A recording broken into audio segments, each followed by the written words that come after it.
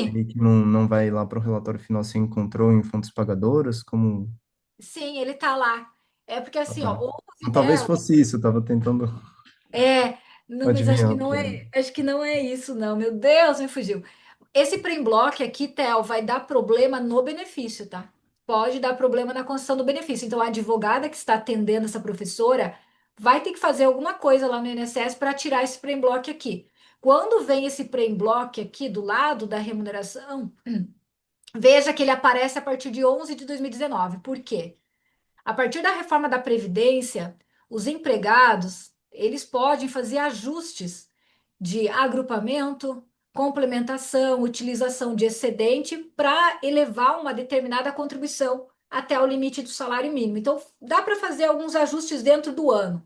Por isso que ele aparece para em bloco a partir da reforma da Previdência, e esse relatório aqui embaixo, ele também aparece a partir de novembro. Ele não existia antes. Então, esses quadros novos, o indicador pré-block, eles vêm com a reforma da Previdência pela possibilidade de alguns ajustes que o segurado pode fazer lá dentro do INSS. E quando o INSS bota esse pré-block aqui, ele está dizendo assim: estou bloqueando essa remuneração para algum ajuste, né? Então, mais ou menos assim, para a recuperação do crédito, ele não vai interferir.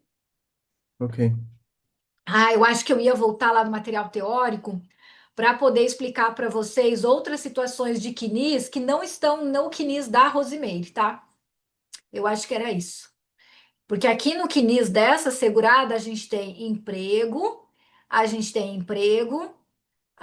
tem contribuinte individual, prestador de serviços alíquota 11, a gente tem de novo 11, ou seja, ela não tem muitas particularidades, né? Vem vindo aqui 11 de novo, aqui empregado de novo e assim por diante. 11. Ah, eu acho que eu ia voltar aqui no material teórico para mostrar as outras situações de quinis. Propósito de recuperação, que é o que eu já mostrei lá no Fontes, né? Avaliando fontes pagadoras, análise completa dos documentos. Eu acho que é aqui que eu quero chegar. Empregado, a gente já viu ali, que é o exemplo dela. É empregado, ó, empregado agente público no município, né? RGPS, que é o caso dessa segurada. Empregado doméstico, ó. Empregado doméstico vai aparecer aqui escrito empregado doméstico, vai ter só a remuneração. Avulso, ele vai aparecer trabalhador avulso, também vai trazer só a remuneração. A gente tem que calcular o valor da contribuição na tabela progressiva, que é ali. Aqui o trabalhador avulso, aqui o demonstrativo dos lugares onde trabalhou no mês. Deixa eu ver o que eu quero. O contribuinte individual. Eu quero mostrar o recolhimento. Era isso que eu queria mostrar. Porque lá no quinis dessa cliente, a gente viu que só tem contribuinte individual prestador de serviços alíquota 11, né? E como que aparece os demais no quinis quando recolhe sozinho? É esse aqui, ó. Então, a origem do vínculo é recolhimento, é um contribuinte individual, pagou no teto, então eu sei que é o plano normal de 20. Tá? Era isso que eu queria mostrar e eu não estava conseguindo lembrar. As particularidades do contribuinte individual. E assim, ó, é o que mais tem particularidades e ele está sempre no meio de uma recuperação de crédito. Geralmente ele está ali no meio de alguma recuperação, porque é muito normal as pessoas terem essa mistura de categorias, tá? Então, ao calcular, por exemplo, estou recuperando um recolhimento indevido nessa categoria. Preciso fazer tanto cálculo? Não. Por que que eu não preciso fazer tanto cálculo, ficar planilhando, enfim? Porque o quinis me traz tudo o que eu quero. Competência, data de pagamento, já olho aqui, já vejo se está prescrito ou não, contribuição, salário de contribuição. A única coisa que o quinis não traz é o código da GPS. E aí eu tenho que ter esse conhecimento, né? Mais ou menos para saber como que, ou eu peço a guia para a pessoa para saber qual o código, ou eu vou fazer essa leitura. Bom, se ele recolheu no teto, ele não pode ter sido o plano simplificado que faz pagamento sobre o salário mínimo. Então não é 1163, é o código 1007, que é o plano normal. Porque quando eu vou buscar a recuperação lá no ECAC, eu sou obrigada a colocar o código da guia. Então, o resto eu tenho aqui. Por que que eu posso planilhar isso aqui? Para atualizar o crédito, só para isso. Atualizo o crédito, mostro para o meu cliente e recupero. Não é complexo como o excedente ao teto, né? Que eu tenho que ficar fazendo cálculo, achando a contribuição, porque esse aqui já tem todos os detalhes. Esse aqui de baixo, ó, o cooperado, ó, que eu queria mostrar. Aqui eu sei que a alíquota é 20. Por que que eu sei que a alíquota é 20? Porque está escrito aqui, ó, cooperado de cooperativa de produção ou trabalho, né? Então é um prestador de serviços e a alíquota é 20. Veja que só tem a remuneração. Eu tenho que fazer o cálculo da contribuição. Então, retenção de 20. Que nisso ele vai trazer essa informação. Aqui embaixo é uma entidade beneficente, ó. Tava dizendo que era não cooperado, mas é 20% porque eu fiz a checagem com outros lugares. O CNIS atual, ele está trazendo entidade filantrópica, ó. Quando eu vejo um CNIS é um prestador de serviços e ele prestou serviço para filantropia, é porque é uma entidade beneficente que não paga parte patronal. Essa pessoa sofreu retenção de 20%. Então, só está a remuneração aqui, eu tenho que fazer o cálculo. Então, se eu, mesmo que eu esteja usando um sistema de cálculos que ele vai fazer essa leitura, é interessante a gente fazer a checagem para não perder dinheiro, né? Para não calcular numa alíquota de 11 e perder 9 aí de crédito, né? Então, aqui é 20. Como que eu sei que era entidade filantrópica? Eu fiz aqui uma pesquisa, né, lá no sistema dos CICEBAS. Ah, eu encontrei aqui é uma sociedade de educação, realmente eles têm, né, esses SEBAS. Enfim, aí eu coloquei aqui o site, né, para fazer a pesquisa. SEBAS, então tem uma legislação específica, é mais uma das particularidades aí da legislação previdenciária. Assistência social, saúde e educação podem ter aí a isenção do pagamento da parte patronal quando cumprem alguns requisitos e tem esses SEBAS aqui. Publicação em diário oficial da União, enfim, tem várias regras. E aí eles retêm 20 de quem presta serviço. Aqui embaixo, Professor, oi, ai, desculpa, eu tô com dificuldade nesse negócio de porcentagem, você acredita? pode Porque perguntar. assim, ó, você falou que o teto é 950, Não, 908 é alguma coisa do empregado. que tem que Vamos lá. contribuir para o INSS. Aí tem alíquota de 14, de 11, de 20, de 9, de 8, enfim, tem várias alíquotas. Aí o que que eu tenho que. Eu não entendo, porque, por exemplo, assim, você tá falando, ah, alíquota de 20, vai descontar a alíquota de 20, mas se superar esses 908? Não, é que assim, 908 é o valor da contribuição de INSS do trabalhador empregado, porque ele aplica a tabela progressiva. Quem faz contribuição de 11 é um pouquinho menor, é 800 e poucos reais, a contribuição máxima. Não se atenha, até uma dica para você e para os demais, não se atenha ao valor da contribuição. Por que você não pode se ater ao valor da contribuição? Porque existe essa mistura de categorias, mistura de alíquotas. O que você tem que ver para saber se o teu cliente é um potencial cliente de recuperação ou não? É a remuneração total se ultrapassou 8 mil e poucos reais. A remuneração total. Porque 8 se mil. você... 8 mil... nossa, agora me Não, mas fugiu o termo. aí não é 900 Não, não, não. por Novecentos e mês? oito. Não, 908 é a contribuição máxima do empregado. Do Não empregado, que ele empregado. faz Tá, tabela progressiva, isso, entendi. tá? Daí, tá, continua explicando, por favor. Ó, o teto hoje é 8.157,41. Enfim, é 8 mil e poucos reais. Teto 2025. Só que lembra que o teto é a remuneração base de cálculo máxima para todo mundo. Todo mundo. Só que eu tenho várias alíquotas. Quem paga 20% do teto paga mil e poucos reais de previdência. Mil e poucos reais. Quem paga 11 do teto paga Pagamento. 800 e poucos reais. O empregado, como ele tem uma tabela que vai na progressividade, ele paga 900 e poucos reais. Então veja que são três pessoas diferentes. Imagina, vamos falar o médico de novo. Vamos falar do médico de novo. O médico trabalhou lá no município de empregado, contribuiu para o regime geral, pagou no teto. Ele pagou quanto? 908,85, porque ele está na tabela progressiva de empregado. Aí ele foi lá na clínica dele. Ele tem lá a clínica dele, Foi. ele foi lá e retirou Prolabore no teto de novo. Todo equivocado, né? Foi lá e pegou e falou pro contador: eu quero pagar 11% do teto, porque para mim é bom. Já estava pagando como empregado no teto. Falou: vou tirar também aí Prolabore no teto, mais 11% do teto. Pagou mais 800 e poucos reais de 11%. 11% não do salário dele, 11% do teto do INSS. Isso, porque ele quis tirar teto, ele quis tirar o teto como sócio. Eu estou trabalhando os extremos, tá? Só para ficar mais fácil. Para te mostrar que o que importa é a base de cálculo e não as alíquotas. Ele pagou teto como empregado. Pagou 900 e poucos reais em virtude desse teto ser distribuído na tabela progressiva do empregado. Deu 900 e poucos reais, certo? Porque a alíquota efetiva deu 11,67%. Aí ele foi lá na clínica dele, ele disse assim: eu também quero tirar aqui um prolabore de teto. Faz aí, contador, o cálculo da minha folha. Aí o contador pegou e colocou lá. O contador nem sabia que ele estava lá trabalhando em outro município, pegou e calculou o prolabore de teto. Só que como sócio, ele não é empregado, ele é contribuinte individual. Contribuinte individual, 11%. 11% do teto dá 800 e poucos reais. Então já está com dois tetos, uma contribuição como empregado, outra como sócio prolaborista. Veja que as contribuições são diferentes, mas a base já está extrapolando o teto. Aí ele foi lá e prestou serviço para uma cooperativa de trabalho.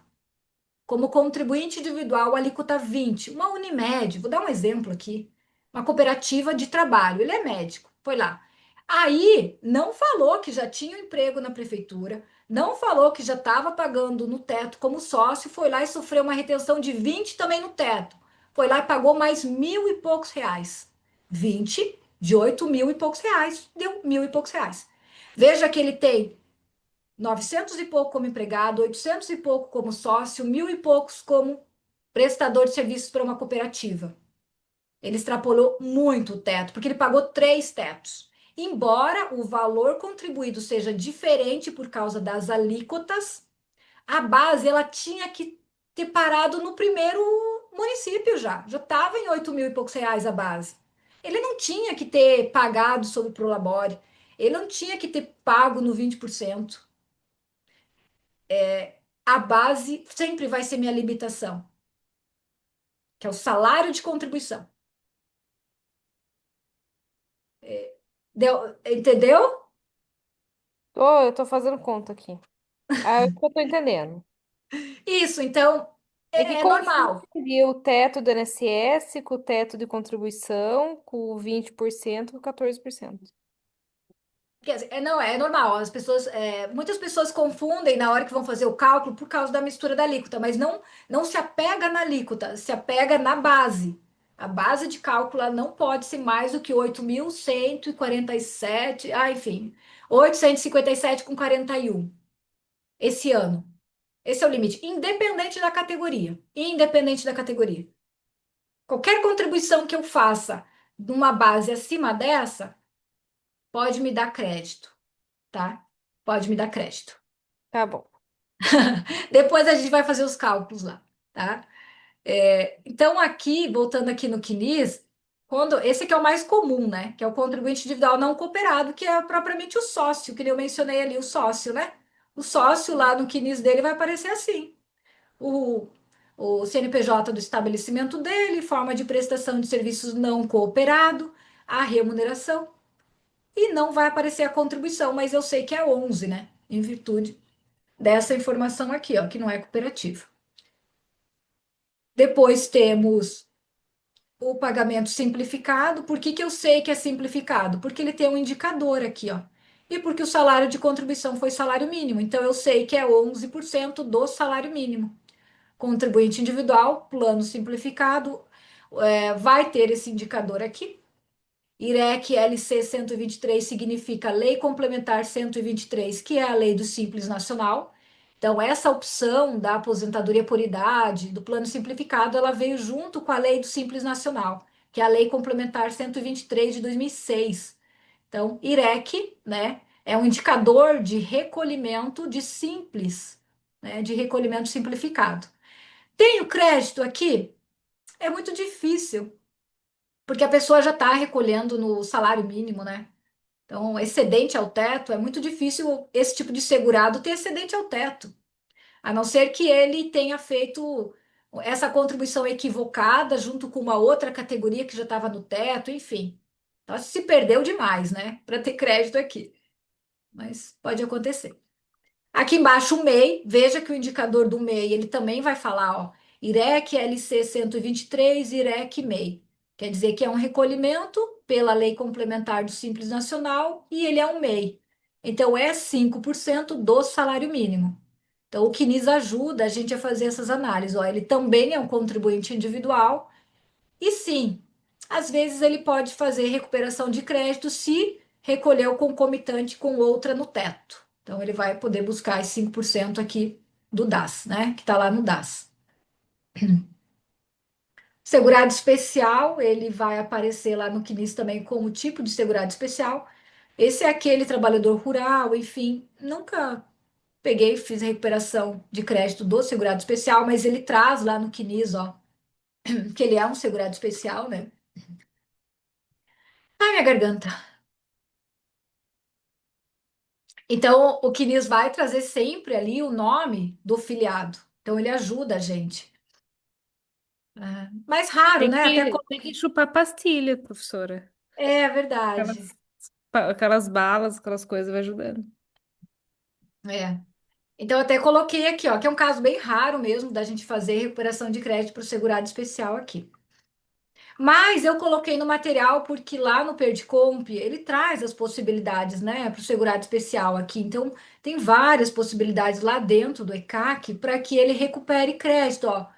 Pagou em gozo de benefício, essa condição de segurado especial, ó, foi descaracterizada por algum motivo, ele tinha feito o recolhimento facultativo, enfim, tem algumas possibilidades, mas é remoto. Aí temos a figura do segurado facultativo, ele vai trazer aqui, ó, no CNIS, que é facultativo. O facultativo, ele é sempre recolhimento, né? O facultativo, ele é sempre recolhimento. Por quê? Porque é o ato de vontade. Lembra que o facultativo é aquele que não contribui de forma obrigatória. Eu vivo de renda, de aluguel, vivo de renda dos meus investimentos, eu não trabalho, fico por aí, né? Descansando, curtindo, mas eu quero ter lá um benefício no INSS. Eu posso pagar a previdência? Posso. Como que eu me filio? Facultativamente. Porque naquele momento eu não tenho obrigação de pagar a previdência. Eu não estou exercendo uma atividade, eu não estou recebendo renda de trabalho que me filia obrigatoriamente. Aí eu vou lá e faço um facultativo. E faço, e pago quando eu quero, sobre a base que eu quero, desde que eu respeite salário mínimo e teto. Eu posso também fazer plano simplificado de 11% do salário mínimo, ou posso ir de salário mínimo a teto na alíquota de 20, que é essa 14,06 que eu coloquei ali, ó. Ele fez teto, né? Ele fez teto. Por que que apareceu esse PREC Faculconte aqui? Esse aqui é um caso de um cliente meu. Ele era subsíndico, MEI e fez facultativo. Tudo junto. Olha a bagunça. Subsíndico, tinha recolhimento lá pelo condomínio, segurado obrigatório, contribuinte individual, era MEI, segurado obrigatório como contribuinte individual, e ele pensou: vou melhorar essa minha aposentadoria, vou recolher um monte de facultativo no teto. Aí ele foi lá e recolheu um monte de facultativo no teto. Aí aparece esse indicador de concomitância, que não pode, né? Ele não pode. Aí a gente buscou a recuperação desses valores aqui, ó, da contribuição. Então, facultativo acontece bastante, né? A pessoa, às vezes, aí eu falo daquela falta de educação previdenciária, né, que eu mencionei hoje de manhã. A pessoa, ela sai recolhendo sozinha e ela acha que vai dar certo. Aí ela vai pedir um benefício e o INSS fala, não dá, né, porque tem um monte de indicadores aqui, ó. Você cometeu um equívoco. O que que ela poderia ter feito aqui? Se ela tivesse uma terceira atividade, trocar esse código por um de contribuinte individual. Mas como não era o caso, ela não tinha essa terceira atividade, porque ela só tinha MEI e só tinha subsíndico, não existia fato gerador para esse terceiro recolhimento aqui. teve que pedir recuperação na Receita Federal. E pediu recuperação, tá? Então, acontece isso aqui também, facultativo. Outras informações do CNIS. Esse aqui é um período indenizado, que dá para buscar recuperação também. Tá aqui a possibilidade lá dentro do ECAC, né? Empregado público, chegamos no caso de hoje. Isso aqui é o caso de hoje, o que a gente vai trabalhar. Porque eu já estava mostrando o CNIS e as fontes pagadoras antes, né? Eu mostrei as fontes pagadoras do CNIS dessa professora, e lá nas fontes pagadoras não dá para saber se é RPPS ou RGPS. E no CNIS só tem um indicador de RPPS na sequência 2. Ah, não, é aqui para baixo, desculpa. É esse aqui de baixo. Que tem o recibo dela. Aqui, ó, o RPPS. Olha aqui, ó, lá no site da Previdência, onde eu fui buscar a informação para ter certeza que é regime geral. Neste site aqui da Previdência tem um painel de controle de todos os regimes próprios do Brasil. E você seleciona se você quer saber se aquele município tem ou não tem regime próprio, e aquele estado tem ou não tem, e assim por diante. Então, quando eu clico aqui nesse site, a gente vai lá para o site do Gov, eu fiz esse pente fino aqui, ó, Bahia, Cruz das Almas. Ele diz assim, ó, que é RGPS. E aí tem a lei aqui. Enfim, eu li essas leis aqui. E elas são muito claras. Elas dizem que todos os servidores daquele município estão vinculados ao regime geral. Ou seja, todas as contribuições dessa professora vão para o regime geral. Então, ela tem créditos, sim, porque nos dois municípios ela é regime geral.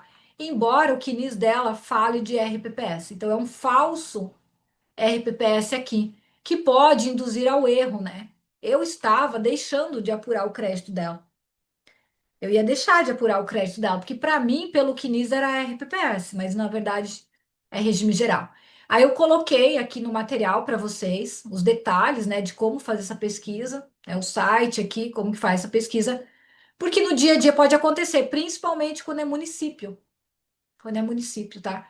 E aí depois que eu levei isso para o grupo dos meus alunos lá do RAP, né, que a gente tem um outro grupo, teve uma pessoa que trabalha com professores e ele veio me falar que também identificou nos clientes dele esse falso indicador.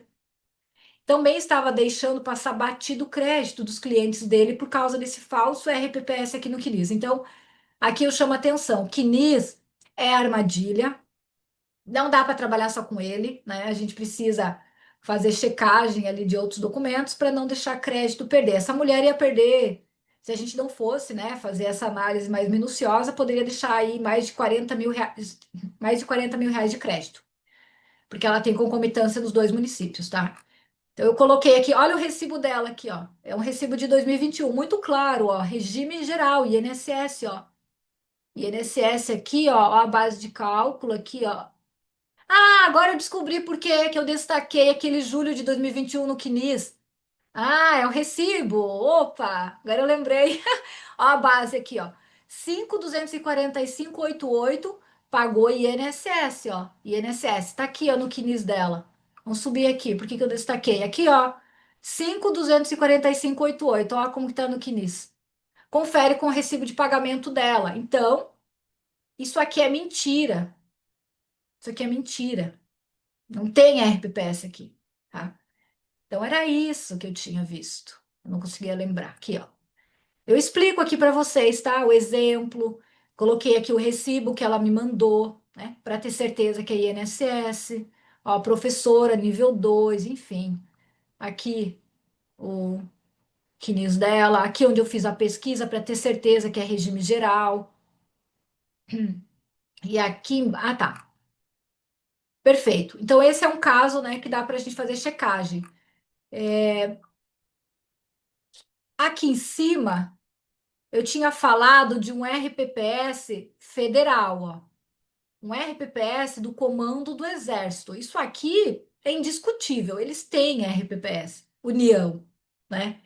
Essa falsa informação de RPPS pode acontecer muito quando é município. Estado e União é muito difícil, porque eles têm, né, a instituição dos RPPS. Então, aqui é muito provável que isso seja legal, esse RPPS do Comando do Exército. Aí o que que acontece? Essas contribuições não vão para o INSS, eles estão indo lá para o RPPS da União. E aí, nesse caso, a IN 2055 de 2021, lá no artigo 26, ela fala que o crédito não vai ser recuperado na Receita Federal, e sim direto no órgão, lá no órgão público mesmo, ó. Na hipótese de retenção e recolhimento indevido a maior de CPSS, que é a contribuição previdenciária da Seguridade do servidor, né? Então, isso aqui é a sigla da contribuição dos servidores públicos. O servidor ativo, aposentado ou pensionista tem direito à restituição do valor. Mas esse requerimento, ele é direto no órgão pagador e não na Receita Federal, porque não é a Receita que administra os recolhimentos de um RPPS. A Receita administra só do regime geral, que é o INSS, né? Então, tomar bastante cuidado quando a gente pega servidor público, fazer essa checagem de saber para onde que está indo a contribuição. Se é um caso da gente recuperar direto na Receita Federal ou se é o caso de instruir ele a buscar o órgão para fazer lá o resgate desse valor. E aí a própria instrução normativa deixa muito claro que esse valor ele tem que passar pela folha de pagamento, tem que ter o desconto do imposto de renda, tem que ir para a DIRF, né? Tudo certinho, ó. Ele fala aqui, traz todas as regras aqui para o servidor público do RPPS. Então, tem dois exemplos aqui para vocês de RPPS: um falso RPPS e o RPPS correto. Aí, o que, que o CNIS também pode trazer para nós? Pagamento em duplicidade, né? Pagamento em duplicidade. Então, eu olhei esse CNIS e eu vi que ela vinha fazendo recolhimento sobre salário mínimo, 20%, né? 20% do salário mínimo, de repente brotou 20% sobre dois salários mínimos. Aqui é muito provável que ela pagou duas vezes. Muito provável que ela pagou duas vezes. Isso aqui não tem nenhum sistema no mercado que leia. Isso aqui é olho, né? Isso aqui é olho ou a pessoa te conta que pagou. E assim, ó, como que conta a prescrição, né? Retomando ali a história da prescrição. Como que conta a prescrição? Ela vai contar do pagamento, né? Então, por exemplo, ela pagou em duplicidade a competência março de 2022, pagou no dia 18 do 4, ó, pagou ainda fora do prazo, né? Porque ela tinha que ter pago até o dia 15, a não ser que teve feriado ali, enfim, daí posterga, né? No caso do contribuinte individual. Ela recolheu aquilo dia 18 do 4, então não está prescrito, pode buscar a recuperação. Quando eu vou buscar a recuperação de um pagamento em duplicidade, tem esse motivo lá no ECAC, eu tenho que preencher a guia de previdência lá dentro exatamente como está, né? Como foi feito o recolhimento, porque a Receita Federal faz a checagem ali das informações para dizer sim ou não para o crédito. Então, esse aqui é um caso bem simples, vejo que o valor também é baixinho. Pagamento. Ah, eu trouxe outro exemplo. Então, eu dei uma incrementada no material para aula de vocês, tá? Na hora de revisar o material, eu incluí todos esses casos novos que eu recebi nos últimos dias. Pagamento indevido durante o gozo de benefício. Então, esse material aqui ele já está bem atualizado. Eu trouxe esse aqui, que foi um caso que eu atendi. Então, houve pagamento durante o gozo de benefício, né? É passível de restituição, exceto aposentadorias, que é aquela particularidade que eu comentei antes, né? Aposentado continuou trabalhando, vai continuar pagando previdência, vai recuperar na mesma sistemática dos demais, somente se for maior que teto indevido. Então, a gente vai ver o caso aqui abaixo, que é desse cliente, ó. Facultativo durante gozo de benefício. Facultativo de 8 de 2023 a fevereiro de 2024 e aqui um contribuinte individual em 3 de 2024. Auxílio doença previdenciário entre agosto de 2023 a abril de 2024. Pediu aposentadoria. O INSS tirou dela todas essas contribuições aqui e disse, olha, está concomitante com benefício. Não vou considerar. A gente buscou a recuperação desses 7 meses lá na Receita Federal e a Receita deu um valor pequenininho, né? É um valor pequenininho aqui, mas a Receita já analisou, ó. Pedimos em 9 de junho, dentro de junho mesmo, poucos dias depois, já apareceu como análise concluída.